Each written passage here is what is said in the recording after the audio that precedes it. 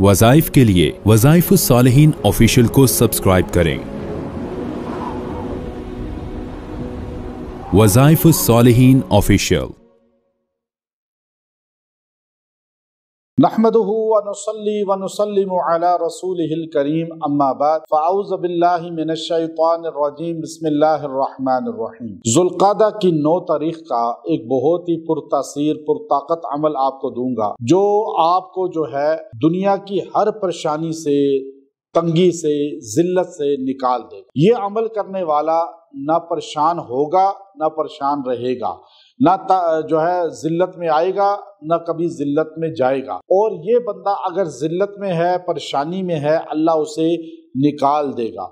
जिल्लत से, परेशानी से निकलने का ये बड़ा ही बेहतरीन कुरानी आयत का अमल है और ये ज़ुल्क़ादा का माह मुक़द्दस का अमल है। आज इंसान जो है पैसा होकर भी बाज़ औक़ात जिल्लत की खाइयों में गिर जाता है। बाज़ औक़ात इंसान के पास सारे असबाब होते हैं लेकिन वो परेशान होता है। वो तख्त में बैठा होता है लेकिन परेशान होता है, इक़्तिदार में होता है लेकिन परेशान होता है, और दुनिया के अंदर मनसब होता है लेकिन उसके पास ज़हन की खुशी नहीं होती, दिल की खुशी नहीं होती, ज़हन का सुकून नहीं होता। तो ये अमल ऐसा है जो दुनिया के गम, दुनिया की परेशानियों से भी आपको निकालेगा, आखिरत के गम, आखिरत की परेशानियों से भी निकालेगा।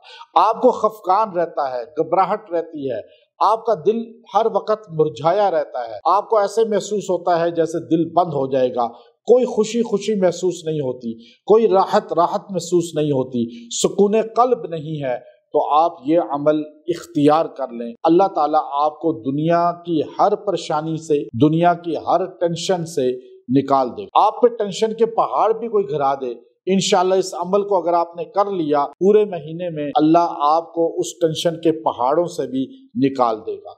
अगर आपको कोई जलील करना चाहता है, पस्त करना चाहता है, बदनाम करना चाहता है, तो आप जो है ये अमल इख्तियार करें।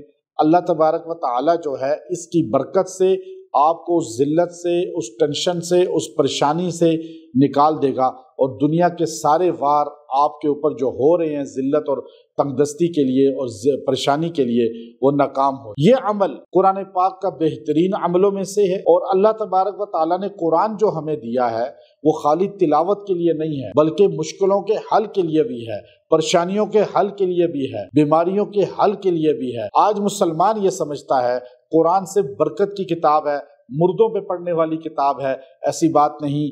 मैंने वज़ाइफ को कुरानी जो है आपके सामने पेश करना इसलिए शुरू किया और ये सारा सिलसिला इसलिए शुरू किया ताकि आपको यकीन मुहकम हो जाए कि आज भी मुश्किल कुशा, हाजात पूरी करने वाला अल्लाह का कलाम है और कुरान मुक़द्दस है। कुरान पाक की ये आयत करीमा है और ये अल्लाह रब्बुल इज़्ज़त ने कुरान पाक के अंदर इरशाद फरमाई है और वो आयत करीमा सूरह क़सस के अंदर है। सूरह क़सस के पहले रुकू के अंदर आपको मिलेगी वो अल्फाज जो आपको गमों से, परेशानियों से, जिल्लत से निकाल देंगे और अल्लाह आपको परेशान गमगीन नहीं होने देगा। वो आयत करीमा है वला तखाफी वला तखज़नी इन्ना रादूहु इलैकी। यहाँ तक ये आयत करीमा आप अगर पढ़ेंगे और इसको 100 मरतबा पढ़ के दुआ करेंगे, इस दिन, रात या दिन किसी भी लम्हे पढ़ लें, अल्लाह इसकी बरकत से आपको गमों से भी निकाल देगा, परेशानियों से भी निकाल देगा, जिल्लत से भी निकाल देगा।